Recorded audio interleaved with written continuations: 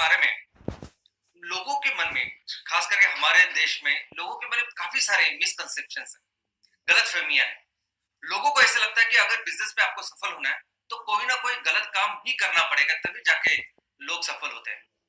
शायद क्योंकि इतने ज्यादा एग्जाम्पल ऐसे निगेटिव हमारे उन्होंने देखे हैं कि उनको लगता है कि अगर एक बिजनेस में कोई सफल हुआ है तो जरूर उसने कुछ ना कुछ गलत काम किया है। हम ऐसे भी देखते हैं कि जैसे कोई गवर्नमेंट ऑफिशियल्स या बाकी पॉलिटिक्स में जो लोग होते हैं, उनकी जितनी आय होनी चाहिए उससे कई ज्यादा इनकम उनके पास होता है, तो लोगों के मन में ऐसा हो रहा, ऐसी छवि बन गई है, ऐसा मिसकंसेप्शन हुआ है कि यार अगर हमें पैसे बनाने हैं या कुछ ज्यादा बिजनेस सक्सेसफुल करना है तो हमें कुछ ना कुछ गलत काम करना होगा, लेकिन ये सही नहीं है दोस्तों। बिजनेस यानी सोल्यूशन, बिजनेस यानी जीवन को बेहतर बनाना। बिजनेस वो है जो मनुष्य के जीवन का कोई प्रॉब्लम है उस समस्या का समाधान निकालता है। बिजनेस यानी वो कि अगर समाज में, सोसाइटी में कुछ प्रॉब्लम है तो उसको समाधान, समस्या का समाधान देता है, सोल्यूशन देता है। और जितनी बड़ी समस्या उतना बड़ा समाधान, और जितना बड़ा समाधान उतना बड़ा बिजनेस।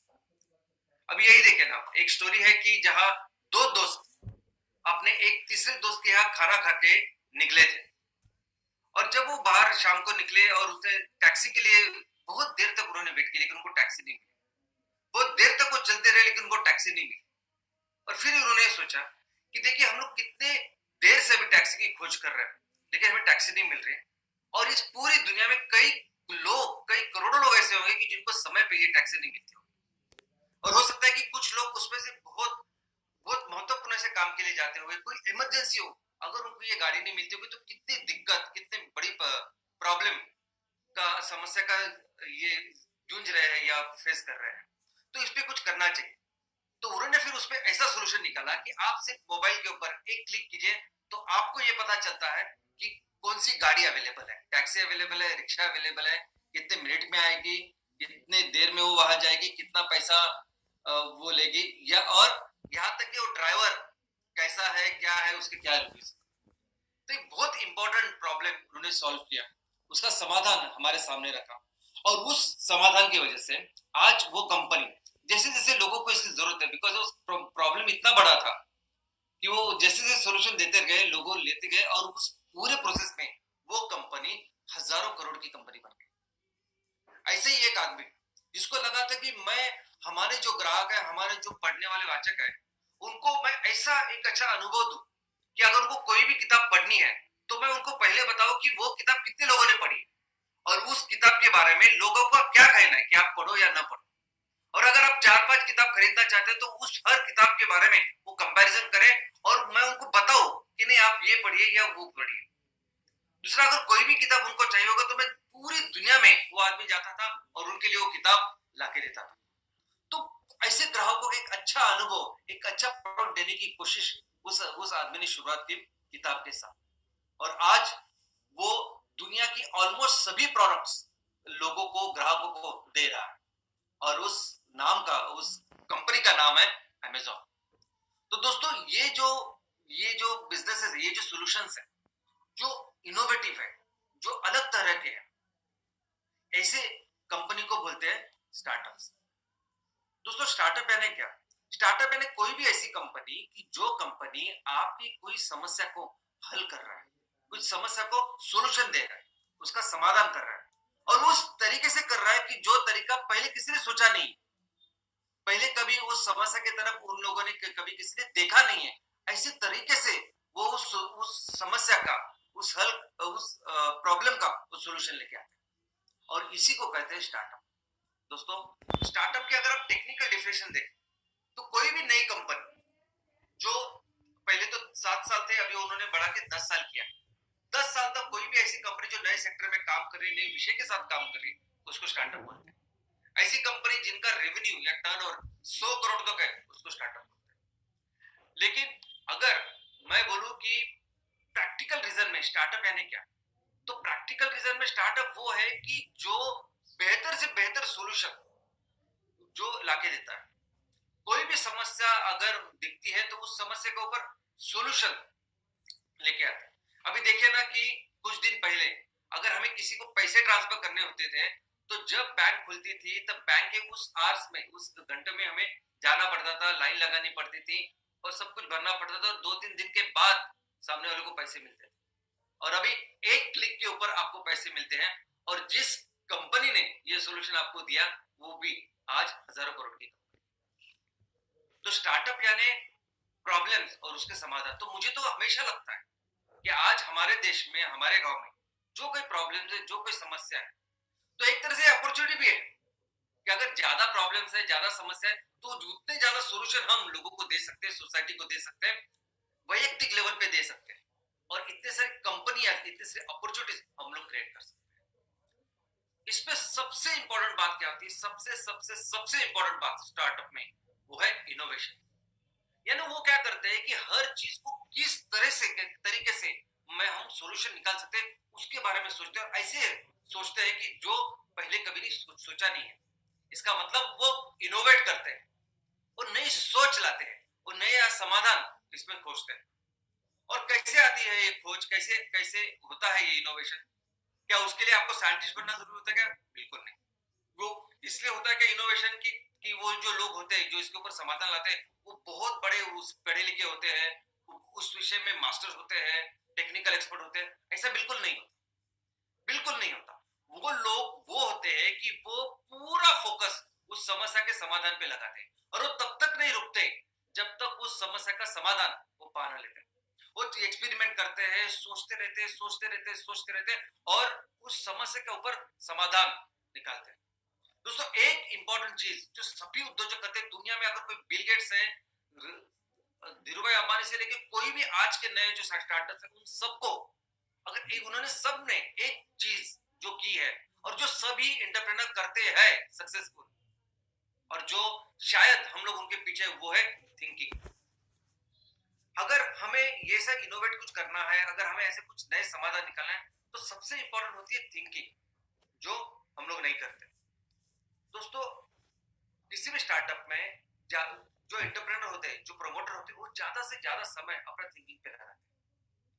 आज मैं भी आपको एक निवेदन करने वाला हूँ कि आप सभी लोग, हम सभी एमसीएल परिवार में आज जो सभी उद्योजक हैं, चाहे वो ग्राम पंचायत स्तर के हो, चाहे वो तहसील स्तर के हो, ये सभी उद्योजक, इनको सबको हमको सबको कंपलसरी सोचना पड़ेगा। हमें सोचना है।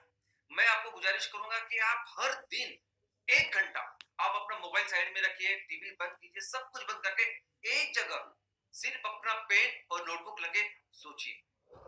मैं तो ये चाहूंगा कि आप सुबह बहुत जल्दी उठिए, 4 बजे सुबह जल्दी उठिए और इसके बारे में सोचिए। जिस समस्या के ऊपर आप बिजनेस कर रहे हैं, जिस समस्या का समाधान लेके हम लोग बिजनेस को डेवलप कर रहे हैं, उस समाधान के बारे में सोचिए, क्योंकि ये बहुत जरूरी है। ये सोच ही है जो इनोवेशन को प्रेरित करती है। मैं अपना खुद का एग्जांपल बोलता हूँ। मैं जब भी स्कूल में, कॉलेज में पढ़ा, मैं कभी सुबह उठ के पढ़ाई नहीं करता।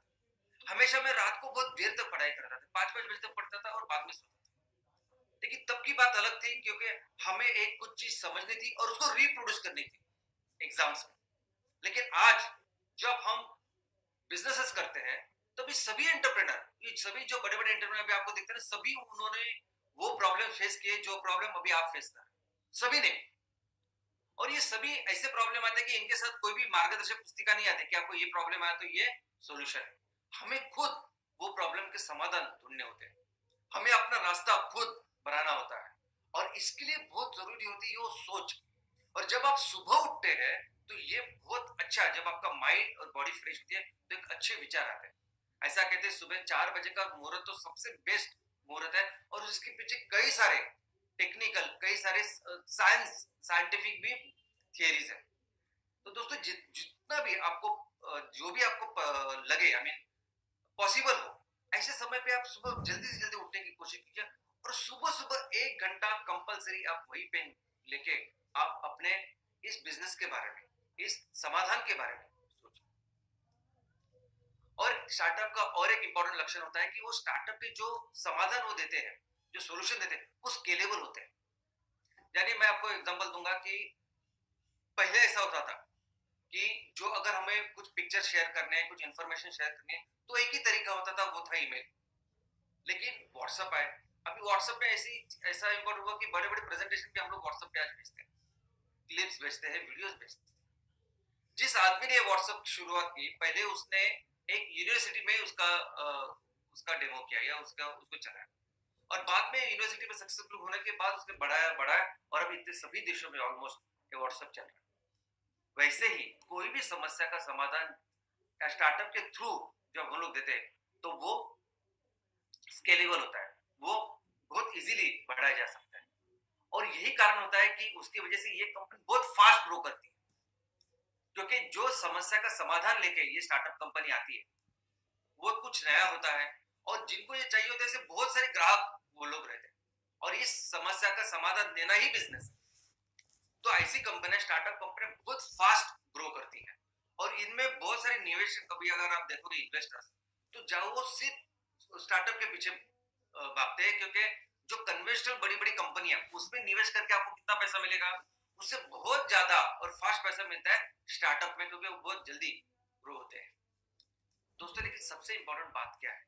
सबसे इंपॉर्टेंट वो है नेशन डेवलपमेंट, राष्ट्र को बिल्ड करने। दोस्तों, आपको क्या लगता है कि आज हमारे आजू बाजू जो देश है, जो अभी मैडम ने कहा कि विकसित देश है और हम विकसनशील देश है, डेवलपिंग कंट्री, तो उसका क्या रीजन है? तो उसका रीजन है स्टार्टअप्स। अगर America, Japan, Europe, even China, ये सभी लोग इतने आगे जा रहे हैं, उसका एक ही रीजन है, और वो है एंटरप्रेन्योरशिप, वो है स्टार्टअप्स। एक्चुअल स्टार्टअप्स, नए नए बिजनेसेस, नए नए समस्या का समाधान, नए नए सॉल्यूशंस लेके आना, यही स्टार्टअप का काम होता है, और यही इन लोगों ने किया है। अमेरिका की बात करें तो 1977 के बाद, 1977 के बाद एक भी नई नौकरी गवर्नमेंट ने निकली नहीं है।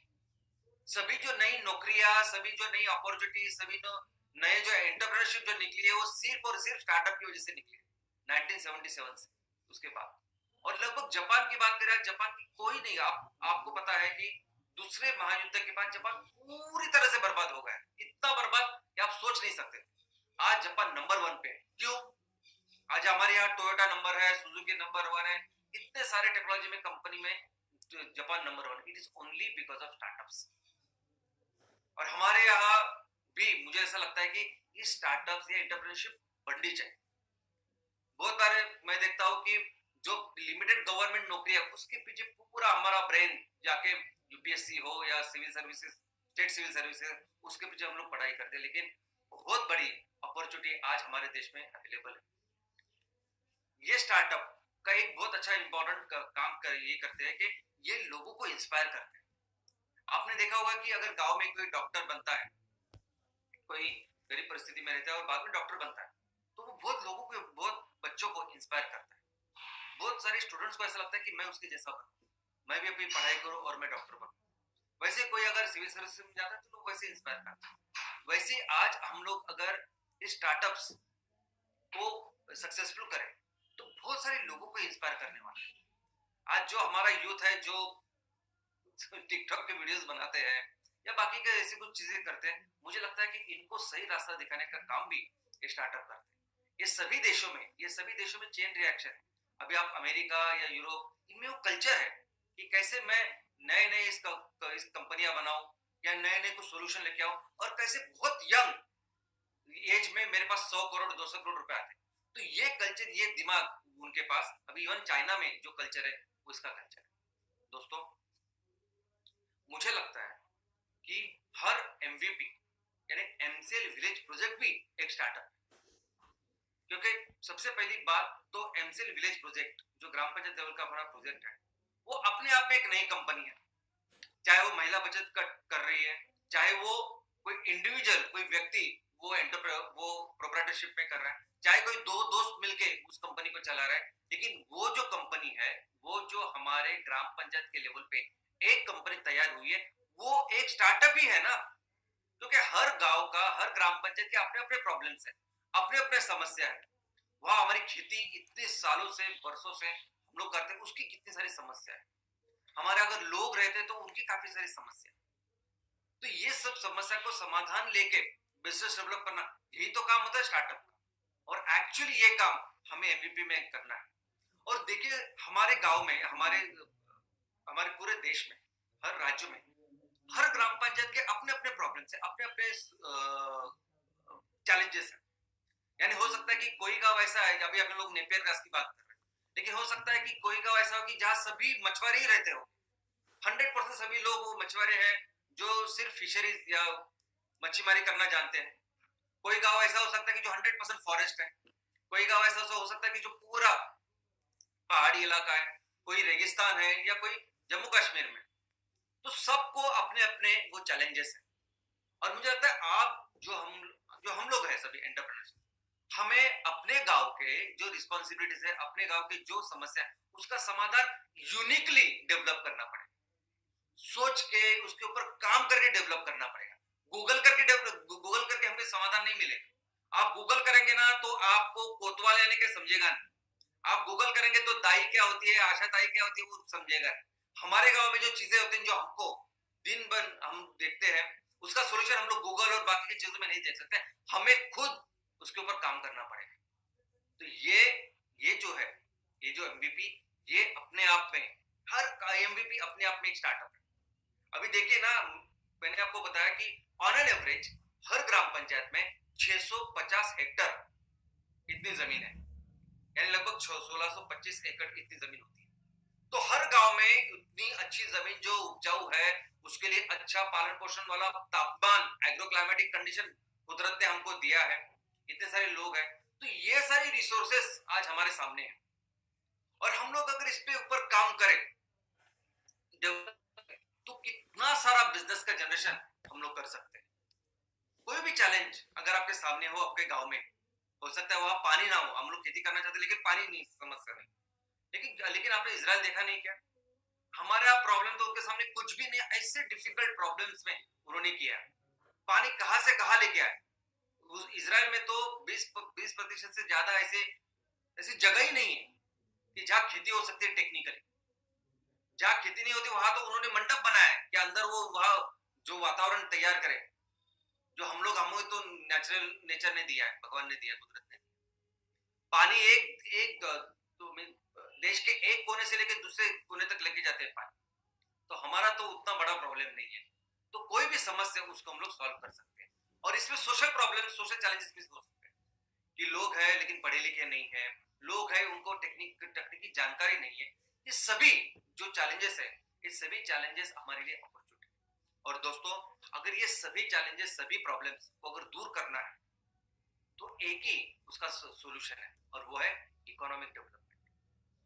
दोस्तों सोचिए कि हर एमवीपी एक अपने आप में एक स्टार्टअप है, और हर एमवीपी को हमारा गांव वहां सुजलाम सुफलाम करना है। वो जो रिसोर्सेस है उसको डेवलप करना है, क्योंकि वो उसको डेवलप करेंगे, उसके हम लोग बिजनेस करेंगे, पैसा कमाएंगे, तो आर्थिक विकास ही सभी प्रॉब्लम्स का जड़ है। अगर आप देख रहे हैं कि आपके यहाँ डेथ डेथ रेट ज्यादा है, बर्थ रेट ज्यादा है, ज्यादा बीमारियां होती है, इसका भी सोल्यूशन इकोनॉमिक डेवलपमेंट।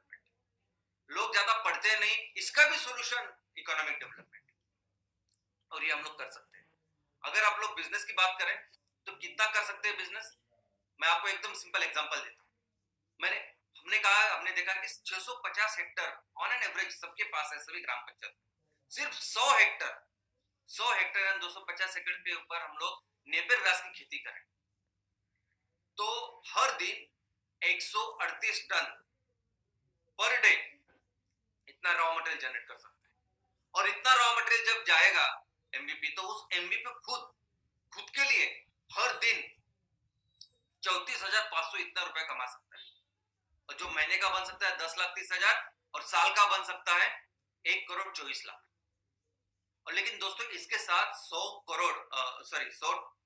हेक्टर में जब आप एक खेती करोगे तो उनके किसानों को भी हर दिन 138 टन इंटू 1,000 रुपीज, 1,38,000 इतना रुपया आप किसानों को देंगे, जो साल का लगभग 5 करोड़ तक बन सकता है। तो ये जो पूरा जो आर्थिक विकास पॉसिबल है हमारे इस प्रोजेक्ट से। और इतना ही नहीं, हम लोग जब 100 हेक्टर हम लोगों ने टारगेट रखा है नेपियर घास के लिए, वैसे ही 100 हेक्टर हम लोग टारगेट रख सकते हैं। और टारगेट रखना है ऑर्गेनिक फार्मिंग का कम से कम, और कम से कम 50 हेक्टर हम लोग टारगेट रख सकते हैं MCL इको फ्रेंडली प्रोडक्ट्स का। और ये सभी जो प्रोडक्ट्स जब हम लोग ये तैयार करेंगे तो सोचिए किस लेवल पे हम लोग इस इकोनॉमी को, इस आर्थिक सुबहता को लेके जा सकते हैं। तो हमारे देश में आज 2.5 लाख ग्राम पंचायत, तो 2.5 लाख अगर स्टार्टअप हम लोग तैयार करते हैं, 2.5 लाख MVP प्रोजेक्ट लगाते हैं जो इस तरीके से सोचते हैं, और सबका अपना अपना यूनिक प्रॉब्लम है, यूनिकली अपना गांव है, तो उस तरीके से अगर हम लोग इसको काम करते हैं तो सोचिए हम लोग अपने देश को कहां लेके जा सकते हैं। ये ताकत है स्टार्टअप। और वैसे ही हमारे तहसील के लेवल पे भी और एक कंपनी है जिसका नाम ही है स्टार्टअप, जिसको हम लोग बोलते हैं MCL बायोफ्यूल स्टार्टअप। दोस्तों अभी ये पूरे स्टार्टअप के जितने भी डेफिनेशन है, हर देश की अपनी खुद की एक डेफिनेशन है, क्योंकि हर देश इस स्टार्टअप्स को इतना सपोर्ट करता है। मैंने क्या बताया आपको कि ये जो पूरे देश अभी डेवलप्ड हो चुके हैं ना, it is only because of startups. तो हर देश, अगर आप अमेरिका जाओगे, चाइना जाओगे, यूरोप जाओगे, तो अगर आप स्टार्टअप कर रहे हो, अगर आपको कुछ नया कर रहे हैं, तो आपको इतना सारा सपोर्ट देते वो लोग। और हर देश की अपनी अपनी पॉलिसी स्टार्टअप, जैसे हमारे देश की भी अभी पॉलिसी आई है, तो उस पॉलिसी में बैठने वाला अगर कोई स्टार्टअप है तो हमारा वो तहसील लेवल का प्रोजेक्ट वो स्टार्टअप है, जिसको हम लोग बोलते हैं MCL बायोफ्यूल स्टार्टअप। दोस्तों हमें हमारे देश में लगभग 5,700 से ज्यादा तहसील है, जिसमें हम समझते हैं कि लगभग 200 तहसील ऐसे कि जो शहरों में है, तो वहां हम लोग खेती नहीं कर सकते, लेकिन बचे हुए 5,500 तहसील में हमें वो 5,500 स्टार्टअप्स तैयार करेंगे। और वो क्या करेंगे स्टार्टअप, तो वो 3 सेक्टर में काम करेंगे, और ये वो सेक्टर है। एक तो वो कैंसर का जो खाना है उसको 100% रिप्लेस करेंगे अच्छी ऑर्गेनिक खेती के साथ। जो ईंधन है उसमें कार्बन नेगेटिव फ्यूल बायोफ्यूल्स बनाएंगे, और जो ये पेट्रोकेमिकल के प्रोडक्ट्स है उसको 100% रिप्लेस करेंगे MCL इको फ्रेंडली प्रोडक्ट के साथ। और इसके लिए बाकायदा हम लोग प्रोजेक्ट लगाने वाले हैं, प्रोसेसिंग यूनिट, मैन्युफैक्चरिंग यूनिट, ऐसा सब कुछ आप इसको बोल सकते हैं, जिसका नाम है MCL बायोफ्यूल स्टेट। और इस प्रोजेक्ट से हम लोग इस बिजनेस को बढ़ाने वाले हैं। लेकिन सबसे अच्छी बात क्या है, सबसे अच्छी बात यह है कि हमें इस बिजनेस में मार्केटिंग की चिंता करने की जरूरत है। पहली बात तो जो स्केल, जो बिजनेस का टारगेट हम लोगों ने रखा है, यानी हमें हर दिन 1 लाख किलो CNG तैयार करके बेचना है, यानी मीथेन तैयार करके बेचना है। तो आपको कहीं जाने की जरूरत नहीं, इतने ऑलरेडी आबादी हमारी यहाँ है, इतना ऑलरेडी हमें लगता है हमारे देश को, हमारे गांव में, तो उतना तो हम घर में ही उसको यूटिलाइज कर सकते हैं। इसके अलावा आप जितना भी करें, क्योंकि कुदरत ने हमको इतना दिया है कि हम लोग बहुत बड़ी मात्रा में इस ईंधन का निर्माण कर सकते हैं। ये पूरा ईंधन आज हम लोग पूरी दुनिया में बेच सकते हैं। क्यों?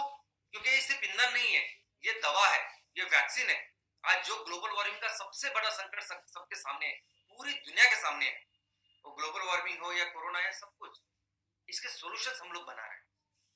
तो दोस्तों ये अच्छी बात है कि आज जो भी बिजनेसेस आप ग्राम पंचायतों में करेंगे, जो भी बिजनेस आप तहसील में करोगे, उसमें मार्केटिंग की चिंता ना आपको है, ना उस इन्वेस्टर को है, और किसी को नहीं, क्योंकि उनको पता है कि ये दवा है और ये एस्टैब्लिश हो चुकी है।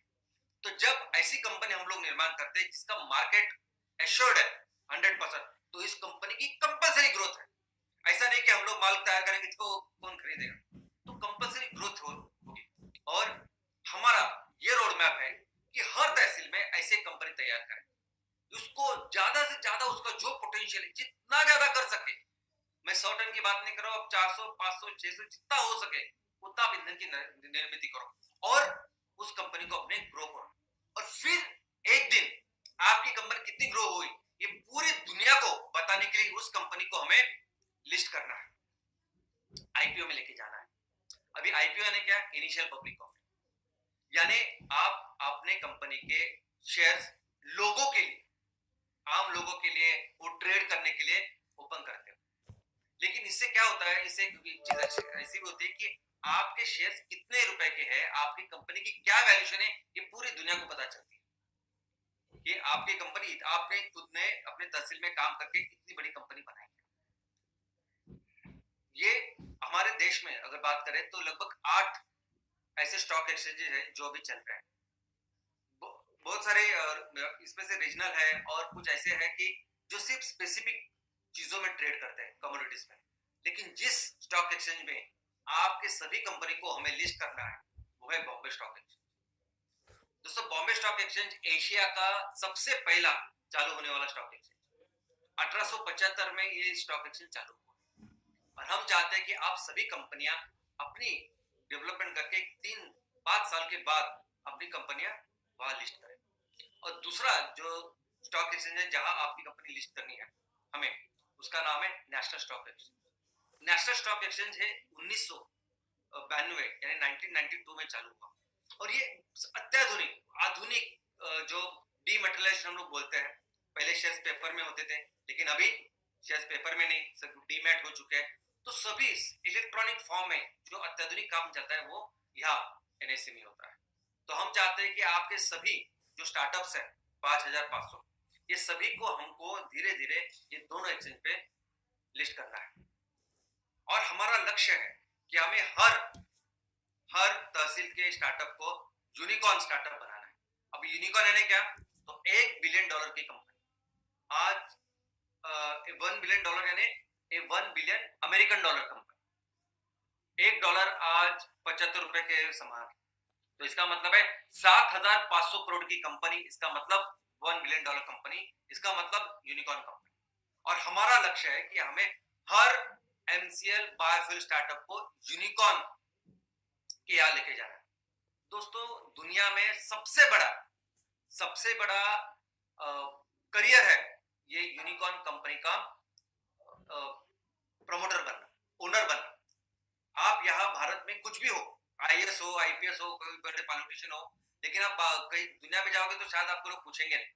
लेकिन अगर आप ऐसे $1 बिलियन कंपनी के आप प्रमोटर हो, ओनर हो, तो पूरी दुनिया में आपका नाम होता है कि आपने दुनिया में सबसे बड़ी चीज हासिल की। तो सबसे बड़ा करियर का अचीवमेंट है ये $1 बिलियन ड्रीम। और यही हमें हर तहसील का जो हमारा स्टार्टअप है उसको वहां तक लेके जाना है। इसमें और एक चीज हमें समझनी है, वो है ऑथराइज्ड और पेड अप कैपिटल। दोस्तों जब ये तहसील में हमें जो प्रोजेक्ट लगाना है तो या किसी भी स्टार्टअप को अगर कोई प्रोजेक्ट लगाना है या कुछ निवेश करना है, तो कितना निवेश आप कर सकते हैं उसकी अनुमति लेनी पड़ती है। निवेश को बोलते हैं कैपिटल। तो कितना कैपिटल हम लोग या पैसा हम लोग उसमें ले सकते हैं, इसकी अनुमति लेनी पड़ती है। उसके लिए गवर्नमेंट की एक एजेंसी है जिसको बोला जाता है आरओसी, रजिस्टर ऑफ कंपनीज।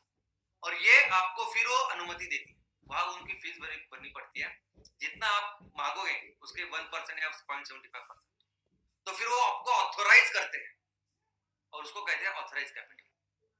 आज आप सभी लोग एमपीओ में काम कर रहे हो, एमपीएस में काम कर रहे हो, तो उसमें एक ऑथराइज कैपिटल का नाम है। उसका मतलब आपने जब वो कंपनी का निर्माण किया और रजिस्टर की, तो उन्होंने आपको एक लिमिट दिया, उसको बोलते हैं ऑथराइज कैपिटल, कि आप इतना तक पैसे ले सकते हो अपनी कंपनी। और वो बढ़ाया भी जा सकता है टाइम टू टाइम। और जब ये पैसे ऑलरेडी आप उसके बाद ऑथराइज कैपिटल आने के बाद, वो अनुमति मिलने के बाद जब आप वो पैसे अपने कंपनी में लाते हो तो उसको बोलते हैं पेड अप कैपिटल। यानी अगर हमारा ऑथराइज कैपिटल 50 करोड़ का है और उस 50 करोड़ को हम लोगों ने लाया उसका अपने कंपनी में, तो उसको बोलते हैं पेड अप कैपिटल। यानी ये कंपनी है, इसका 50 करोड़ का ऑथराइज कैपिटल था और उन्होंने 50 करोड़ रेज किए, तो उसका भी पेड अप कैपिटल भी 50 करोड़ ही है। और जब ये जो पैसे हम लोग जमा करते हैं, जुटाते हैं, तब उसके शेयर्स हम लोग तैयार करते हैं। जो मिनिमम जब कंपनी फॉर्म होती है तब वो उसके शेयर्स तैयार होते हैं और उसको बोलते हैं फेस वैल्यू ऑफ शेयर्स। ₹1 का हो सकता है, ₹5 का हो सकता है, ₹10 का हो सकता है, लेकिन बहुतांश कंपनी में ₹1 का होता है वैसे। और फिर वो शेयर्स वो सभी को देते हैं जो लोग उसमें पैसा डालते हैं। और जैसे जैसे कंपनी की ग्रोथ होती है, कंपनी की ग्रोथ कैसी होगी? माल तैयार करना, माल बेचना, ज्यादा से ज्यादा माल तैयार करना, माल बेचना। और कंपनी में फिर वो रेवेन्यू, यानी कितने पैसे का आपने माल बेचा, उसको कहते हैं रेवेन्यू, उसको कहते हैं टर्नओवर, कि हमारी कंपनी ने साल में इतने रुपए का माल बेचा, वो है टर्नओवर या रेवेन्यू। लेकिन ये माल बेचने के बाद कितना हमारा खुद का पहले उसमें हम लोगों ने खर्च किया है, वो खर्चा निकलने के बाद जो बचता है वो है प्रॉफिट। तो आपकी कंपनी की ग्रोथ कितनी होगी, कैसी होगी, वो किस पे ऊपर डिपेंड करता है? तो डिपेंड करता है इस नंबर्स के ऊपर, कि आपने साल में कितने रुपए का माल बेचा और वो माल बेचने के बाद कितने पैसे आपके पास प्रॉफिट करके बचे, उसको कहते हैं प्रॉफिट। और दोस्तों इसी के ऊपर फिर बनती है आपकी वैल्यूएशन, इसी के ऊपर बनता है कि आपका शेयर जो 1 रुपए से चालू हुआ वो कहां तक जाएगा। और अगर आपके 50 करोड़ शेयर है तो 1 रुपए जैसे जैसे बढ़ेगा वैसे वो कंपनी बढ़ती रहेगी। तो अगर हमें 7,500 करोड़ की कंपनी बनानी है तो हमें एक शेयर को कम से कम 150 रुपए तक लेके जाना पड़ेगा।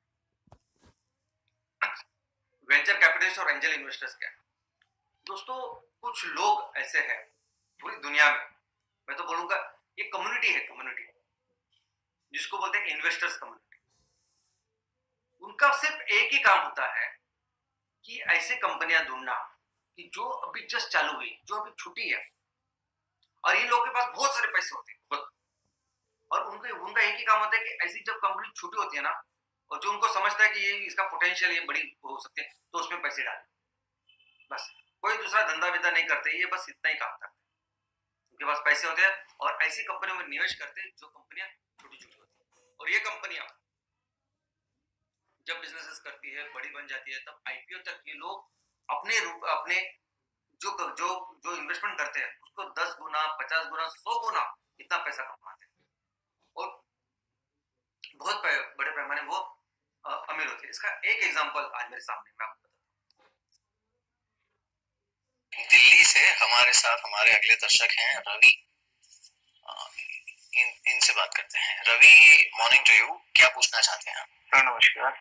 सर मेरे दादाजी ने 1990 में एमआरएफ शेयर्स लिए थे 20,000 सर। अच्छा। और उनके सर्टिफिकेट टाइप मेरे पास दादाजी ने अभी दिए। एक्चुअली ये पिछले 10 साल से पहले से हो गया था इनको, तो मैं इनको गांव से अपने पास ले आया, इनका इलाज किया, तो अब जाके थोड़ा रिकवर हुए हैं। सर मैं जानना चाहता हूँ ये किस तरीके से और कहाँ सेल आउट होंगे, या जैसे मैं इनको सेल करना चाहता हूँ। आप बेचना चाहते हैं इसे? Yes sir. शेयर सर्टिफिकेट्स हैं आपके पास? शेयर सर्टिफिकेट 1990 के हैं, 20,000 शेयर्स हैं एमआरएफ। ऑलराइट। एक्चुअली इसमें एक दिक्कत ये भी है विवेक कि जो सेबी ने एक वो डेडलाइन रखी थी सारे ही फिजिकल शेयर्स को तब्दील करने की डीमैट में, वो डेडलाइन क्योंकि गुजर चुकी है, सो आई थिंक मे बी मेरे ख्याल से भी अभी भी ये डीमैटेरियलाइज कर सकते हैं, ट्रेड नहीं कर सकते। पहले आपको जाके डीसी में जो डिपॉजिटरी पार्टिसिपेंट है उसके पास आप जाइए, इनको डीमैट में आप कन्वर्ट करिए और उसके बाद आप इनको बेच सकते हैं। राजेश, आपसे भी राय ले लेते हैं, ये सही है? जी बिल्कुल सही कहा विवेक जी आपने। इन्हें पहले केसीडीपी के यहाँ जाकर के अपने दादाजी के नाम पे अकाउंट खुलवाना पड़ेगा, जहाँ की केवाईसी के सारे नॉर्म्स पूरे करने पड़ेंगे, और उसके बाद ये वहाँ डीमैट में जमा देंगे, फिर ये डीमैट होगा शेयर, उसके बाद ये चाहे तो इन्हें बेच सकते हैं। जहां तक कंपनी के कामकाज का सवाल है वो तो अच्छा चल रहा है जैसे सबको ही पता है, और मुझे लगता है कि लॉन्ग टर्म के लिए अभी भी होल्ड की जा सकती है, बट चूंकि इन्होंने मन बना लिया है बेचने का तो इन्हें पहले डीमैट कराना पड़ेगा। यार आपको ये भी बता दें रवि कि ये जो शेयर्स हैं आपके पास, इसकी कुल वैल्यू इस समय की वैल्यूएशन के हिसाब से एमआरएफ चल रहा है करीब 64-65 हजार के बीच में, उसके मुताबिक करीब 130 करोड़ के आसपास आती है। अब ध्यान रखिएगा and see to it. 130 crore क्या आपने सुना? समय पे उन्होंने वो शेयर्स लिए उस कंपनी के 20,000 शेयर और उसको 130 करोड़ बने। ऐसे ही बनते हैं, ऐसे ही लोग अमीर होते हैं, फास्ट अमीर होते हैं। डीमार्ट के हमारे जो साहब है, जो प्रमोटर है, जो फाउंडर है, इनका नाम है राधा किशन दमानी। क्या आप इनकी स्टोरी जानते हैं? इन्होंने डीमार्ट करने के पहले इनके पास बहुत सारे 8,000 करोड़ रुपए आए। कहां से आए? तो एचडीएफसी कंपनी में उन्होंने बहुत पहले जब एचडीएफसी चालू हुई तब उसमें निवेश किया और उसके शेयर्स लिए। तो सिर्फ शेयर की वजह से डीमार्ट के तभी डीमार्ट चालू होने के पहले ही इनके पास इतना सारा पैसा। और यही नहीं, ऐसे कई सारे एग्जांपल्स हैं जो अगर आप देखोगे कि अगर टाइम पे वो पैसा डालते हैं और बहुत बड़ी मात्रा में वो उससे पैसा कमाते हैं। लेकिन ये किसको अवेलेबल है अपॉर्चुनिटी? ये अपॉर्चुनिटी उनको अवेलेबल है जिनके पास पैसे, क्योंकि जब कंपनी छोटी रहती है तो उनको करोड़ों में पैसे लगते हैं, वो ऐसे कुछ पैसे नहीं डाल सकते। तो ये लोग, इनके पास बहुत सारे करोड़ होते हैं और ये वो डाल के इतना पैसा कमाते हैं। तो ये जो लोग होते हैं जो इन्वेस्ट करते हैं वो किसके ऊपर पैसा डालते हैं? क्या इनको सब बातें समझ में आती है क्या? क्या अगर हम लोग जाए और हम लोग बोले कि हमारा ऐसा बायोफ्यूल प्रोजेक्ट है, ऐसा बायोमिथेनाइजेशन होता है, नेपियर गैस होता है, उससे ऐसा मीथेन बनेगा, ये नहीं समझ में आता, कोई टेक्निकल नहीं समझ में आता। हम लोग जाएंगे तो भी उनको ज्यादा कुछ समझेगा नहीं, कोई आईटी वाला जाएगा उनको भी वो ज्यादा समझेगा नहीं। उनको एक बात समझ में, और दूसरा बात ऐसी भी होती है कि उनके अंडर बहुत सारे लोग भी होते रखते हो, टेक्नोक्रेट, एमबीए वाले, ये सब समझने वाले, सब बड़े बड़े पढ़े लिखे, वो सब रखते हैं, लेकिन वो डिसीजन 5-10 मिनट में लेते हैं। वो क्यों? क्योंकि वो लोगों के ऊपर निवेश करते, वो निवेश करते हैं उन लोगों के ऊपर, प्रमोटर्स के ऊपर, कि जो लोग पैशनेट हो। वो सिर्फ ये देखते हैं उनके आंखों में कि मैं अगर इसको पैसा दूं तो ये क्या करेगा, ये पैसा लेके अपने विजन मिशन की तरफ काम करेगा, ये विजय मल्ल्या की तरफ काम करेगा, वो पैसा लेके भाग जाएगा।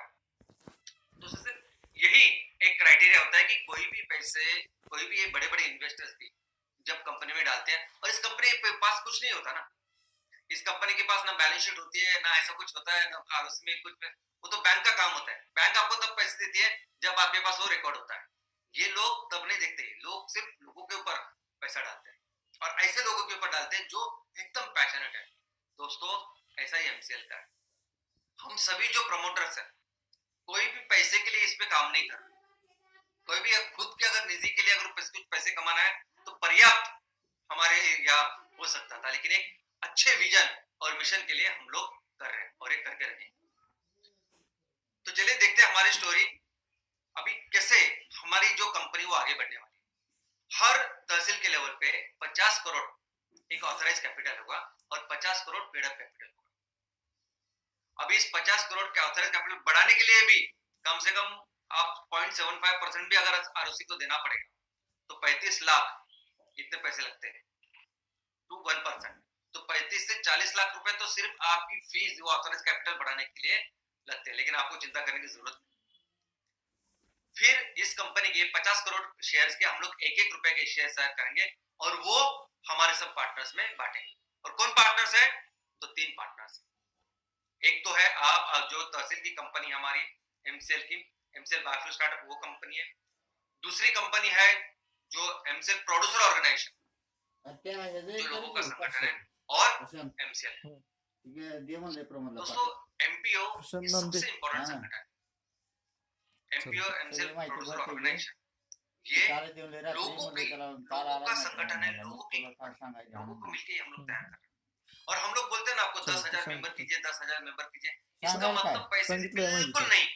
माहिती सांगितले ना, आज जो भी लोग ये अभी इन्होंने भी किया है 10,000, और अगर ये भी देखेंगे आप तो 250 रुपए से अगर आप इंटू 10,000 करेंगे तो 25 लाख हो जाते हैं। जातो मैंने कहा कि वो ऑथराइज कैपिटल बढ़ाने के लिए आपको 40-50 लाख रुपए लेंगे।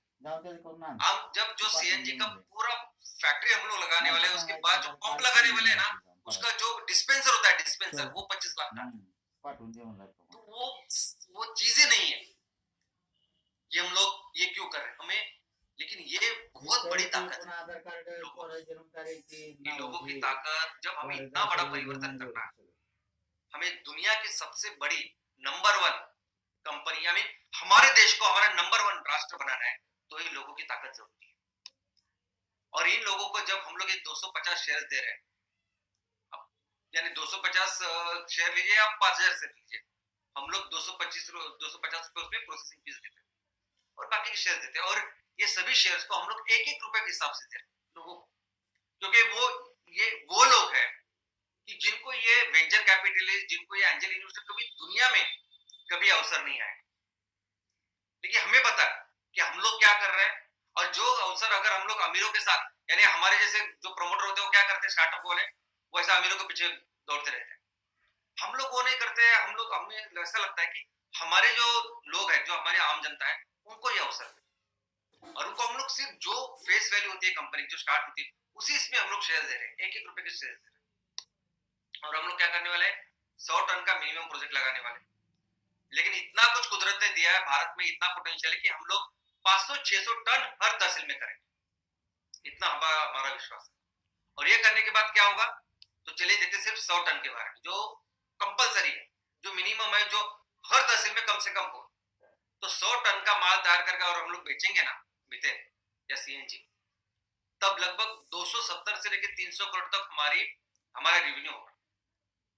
लगभग 100 से लेकर 110 करोड़ तक हमारा एबिटा यानी प्रॉफिट बिफोर टैक्स होगा। कम से कम नंबर रखें। ये करने के बाद भी अगर आप इसको कैलकुलेट करेंगे तो एक शेयर 100 रुपए का बनता है कम से कम। आप पूरा ये सब कीजिए तो आपको पता चलेगा। लेकिन दोस्तों सोचिए कि अगर जब हम लोग ज्यादा से ज्यादा आउटपुट करें, जब हम हमारे हर ग्राम पंचायत के लेवल पे अच्छा काम करके फोकस करके हम लोग जितना पोटेंशियल है, और जैसा मैंने कहा कि आपको मार्केटिंग की बिल्कुल चिंता करने की जरूरत है। आप सिर्फ माल तैयार कीजिए और हमें बस वो मार्केटिंग हम लोग देख लेंगे। पूरा हमारे देश में क्या पूरी दुनिया को बेचेंगे तो उसकी चिंता नहीं। तो सोचिए हमारे तहसील में जब 400 500 600 टन का माल हम लोग तैयार करेंगे और उसको बेचेंगे तो क्या होगा वैल्यूएशन, क्या होगा। 500 टन का आप माल तैयार करके बेचेंगे तो 500 रुपए आपका 1 रुपए का बनेगा। इतना पोटेंशियल। क्यों कहते हैं हम लोग कि हमारा भारत देश दुनिया में सबसे महान देश था। इकोनॉमी में हम लोग 30% से ज्यादा हमारा आउटपुट था जीडीपी में। पूरी दुनिया को, पूरी दुनिया के जितने भी राष्ट्र है देश है उसको मिलके जितने आमदनी थी ना 30% से ज्यादा आमदनी अपनी थी।